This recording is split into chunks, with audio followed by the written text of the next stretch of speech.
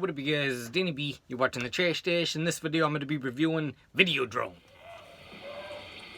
When does the plot start to unravel here? I mean, who's this black guy? Is he a political prisoner? There's no plot. It just goes on like that for an hour. Goes on like what? Like that. Torture, murder, mutilation. We never leave that room. No. It's a real sicko. Brilliant. For perverts only.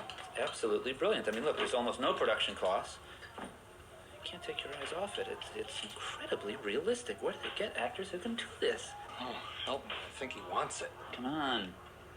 It's worth checking out. This movie is pretty hard to even explain what it's about, really. I think what it really kind of comes down to is Cronenberg kind of asking a question: does art imitate life, or does life imitate art? And I think he kind of blends it all together in this film. So what was going on right around the time that this was made? John Hinckley Jr. just shot Ronald Reagan. You know, he was obsessed with Taxi Driver. Even in court, I think they played Taxi Driver and he wouldn't take his eyes off the screen. So it was kind of like a big media sensation. Our movie's too violent. You know, everything was getting censored. But then also, I just watched this one the other day called Emmanuel in America that I've heard this movie was kind of based off of. So I'm guessing David Cronenberg was watching this movie and like, what the fuck is this? Emmanuel was like this softcore porn series, but this one was directed by Joe D'Amato, so it's full of like murder and stuff. Then in one scene in particular, it was shocking to me because it's one of the most graphically violent scenes I've ever seen in a film. And what it is in that scene is this woman getting her tits cut off, basically. And it looks so real that even I was like rewinding it like, oh my god, how the fuck did they do this? So in the trivia for Emmanuel in America, it says that Cronenberg based Videodrome off of it. I don't know if that's true, but there are like a bunch of articles saying he did it, and I can see why, because that movie is just nothing but sex and violence. So, but this movie makes a lot more sense if you watch that one first. And James Woods is great in this, and then I love, you know, Cronenberg always blends the body horror with technology, so this is no exception to that, and he does it really awesome. Like, you got like weird scenes of like James Woods' stomach turning into a vagina, and then his hand turns into a gun, and he's fucking himself with the gun hand in the stomach, so it's like his whole body is sex and violence.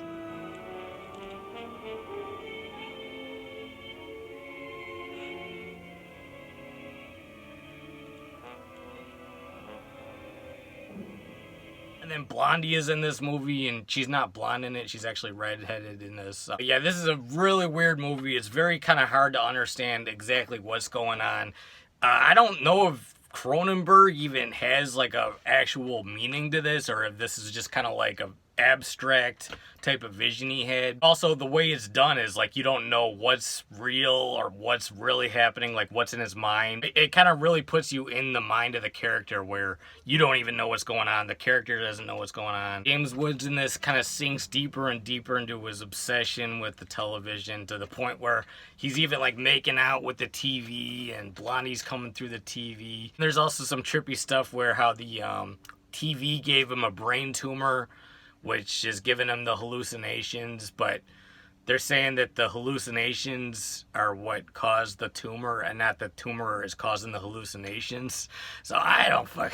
This movie is all over the place. It's a really trippy thing. You could, you know, dissect it for hours and hours, but it's highly enjoyable. I love it. And I've heard people say this movie is like a big metaphor for the media and stuff. I don't know if it is. I think this is David Cronenberg fucking shroomed out of his mind in his hotel room watching Emmanuel in America, flipping the channel, seeing John Hinckley Jr., and then asking himself like, all right, who's at fault here? Is this fucking John Hinckley Jr. watching Taxi Driver too much, and Taxi Driver make him do this? Like, you know, there's Taxi Driver, and then there's films that are like 10 times sleazier, like Emmanuel in America. If I watch that, would that make me do the same shit he did? And then I love the ending too. The ending, I didn't get it for a long time, but rewatching it this time, I actually think I kind of understand it. And this is going to be spoilers, so I'm going to filter this in black and white. Just skip it if you haven't seen this movie yet. So what happens in the end is, you know, he goes and sits in front of the TV. He says, "Long live the new flesh." And then he shoots himself and the TV explodes. Then they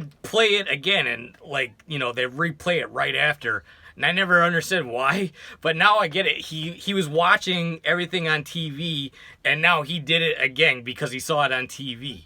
So I didn't get that for forever, and now I just finally kind of understood it, and I was like, oh, that's fucking awesome. Yeah, really trippy, awesome film. I'm gonna give this one 5 out of 5 stars. That's Videodrome.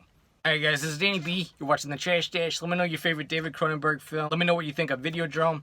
And let me know if you've seen Emmanuel in America too. Hit the like button, comment, and subscribe. Peace out.